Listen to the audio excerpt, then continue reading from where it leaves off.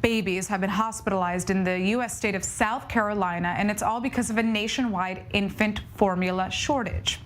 Now, their hospital is really just one of several across the country who are facing an uptick in hospitalizations of babies who need nutritional treatment because of this shortage. Now, this comes as global firms are boosting supplies and ramping up production of baby formula, which became 13% more expensive in April because of the lack of supply. And joining us now is Hamutal Yitzhak. She's the CEO of Else Nutrition. So, we already know that the U.S. government has enacted the Defense Production Act to try to make sure that baby formula is prioritized right now because of this shortage. But what can be attributed to it? Why is this happening?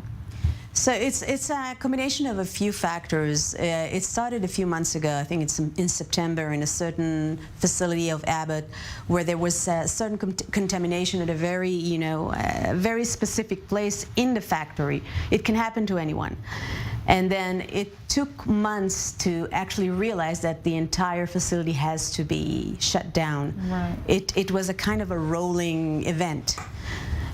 On top of that, you can add the supply chain, problems that we face all over the world in terms of the shipping costs, the shipping times, lead times, and also the shortage in raw ingredients all over the world. So right. You can.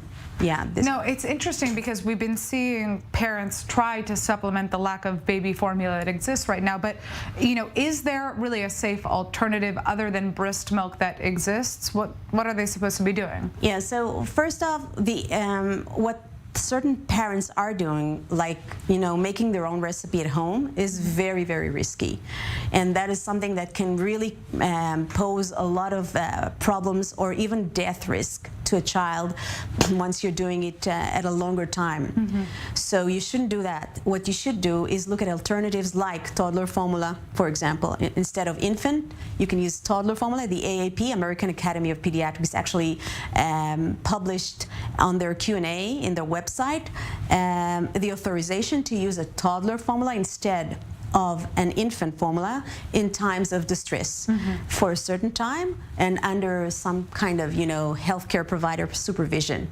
So that is another thing that they can do. So, I want to talk about your company's baby formula, because you have a very unique product that's kind of, really is unlike most of what we're seeing on the market right now. What makes it stand out? And I understand that you do exist in the U.S. You are producing in the U.S. So is that filling in any sort of, shortage? Yeah, so we're still small. We started off only in August 2020. So we are building our inventories. We're building our clients, clientele, or whatever you call it.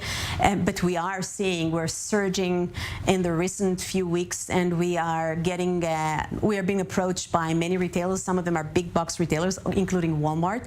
Anyhow, we were supposed to get there and get into the stores, but now everything is expedited, and we're getting a lot of demand from so many retailers, as well as consumers on our direct-to-consumers channels like Amazon and our e-stores. So we are filling up the gap, but it's not the solution.